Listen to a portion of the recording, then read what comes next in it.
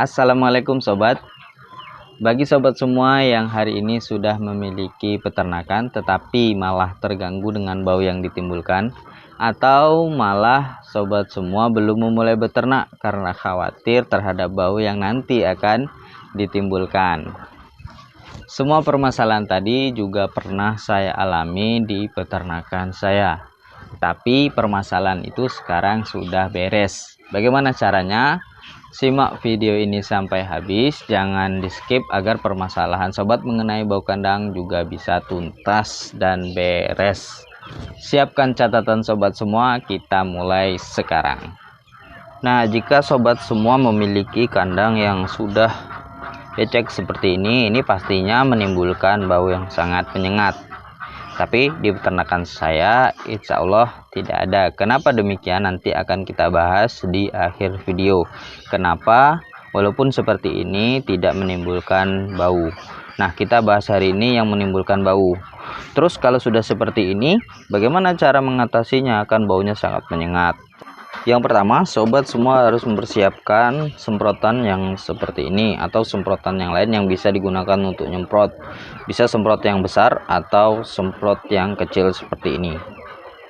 Kemudian yang selanjutnya, sobat semua harus memiliki larutan yang sudah terfermentasi 3 hari atau larutan probiotik yang sudah disimpan selama 3 hari. Sobat semua bisa membuatnya. Cara membuatnya adalah 1 tutup botol E4 dicampur dengan 2 tutup botol tetes.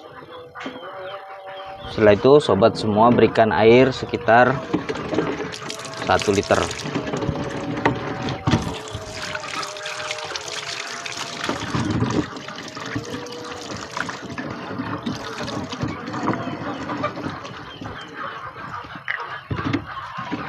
Kemudian dikocok, diamkan selama 3 hari.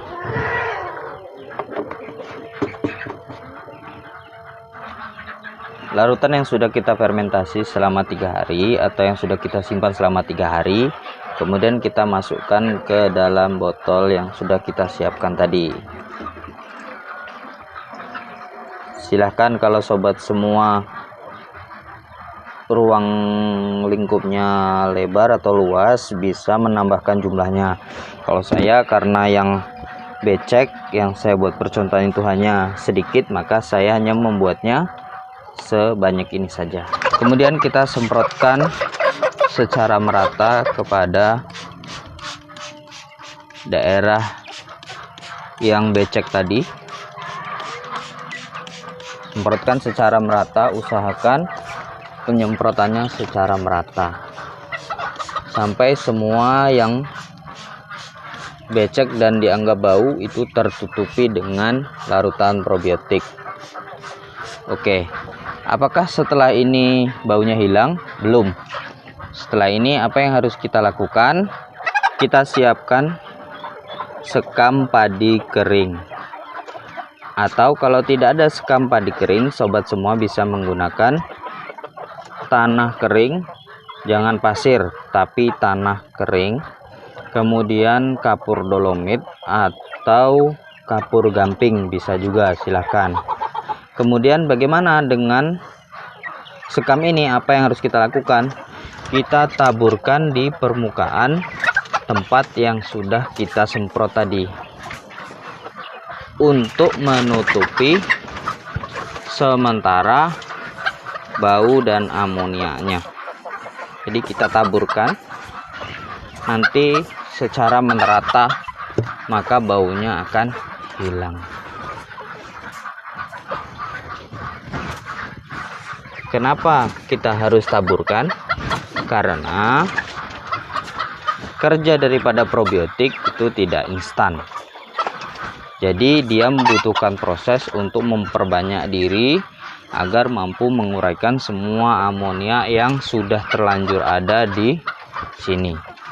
Sehingga ketika kita taburkan kapur dolomit, kapur gamping, tanah kering ataupun sekam padi kering, sementara bau yang ditimbulkan dari kotoran ini tidak terlalu menyengat. sehingga probiotik itu bisa memperbanyak diri dan menguraikan kotoran tersebut. Dan walhasil setelah sekam ini juga ikut basah, mereka tidak lagi menimbulkan bau. Tapi kalau hanya ditaburkan sekam tanpa disemprot oleh probiotik, maka dia akan tetap menimbulkan bau ketika ini basah kembali. Nah, itu yang harus kita lakukan. Kita taburkan secara merata. Oke, setelah kita taburkan secara merata seperti ini baunya sudah tidak akan tercium lagi. Nah, setelah itu sobat semua jangan lupa melakukan pencegahan. Bagaimana cara melakukan pencegahannya? Silahkan sobat semua klik link di sebelah pojok sini, karena saya sudah membuatkan cara pencegahannya. Percuma nanti kalau sobat semua lakukan ini, tetapi ke depan sobat semua tidak cegah baunya. Walhasil akan menimbulkan bau lagi karena amoniaknya menumpuk. Nah, saya beritahukan rahasianya, walaupun becek seperti ini tetapi tidak menimbulkan bau. Ketika saya berada dekat seperti ini tidak menimbulkan bau. Kenapa seperti itu? Karena sudah saya bilang, sudah saya lakukan pencegahan dengan menggunakan probiotik. Silakan sobat semua tonton 2 video saya sebelumnya. Insya Allah nanti akan bisa mendapatkan hasil seperti apa yang saya alami. Jadi walaupun dia bercampur dengan air seperti ini, probiotik yang ada di kotoran ayam ini sudah sangat banyak sehingga cepat sekali menguraikan amonia. Walaupun dalam keadaan becek seperti ini tidak menimbulkan gas. Ya, kalau dicolet larutannya bau, tetapi kalau tidak dicolet ya tidak bau karena dia tidak menimbulkan gas. Jadi hanya pada larutan cairan yang sini saja yang bau, tetapi dia tidak menimbulkan gas, tidak menguap. Jadi mungkin itu. Nah sobat, itulah tadi pembahasan saya mengenai cara mengatasi bau kandang. Saya anggap pembahasan mengenai bau kandang ini sudah selesai, baik cara mengatasi maupun cara mencegahnya. Kedepan saya akan membahas tutorial bagaimana caranya membuat mesin tetas dari A sampai Z, dan juga bagaimana cara menetaskan telur di dalam mesin tetas sepengalaman saya. Maka silakan subscribe channel ini, jangan lewatkan update video saya selanjutnya. Kita belajar bersama. Wassalamualaikum warahmatullahi wabarakatuh.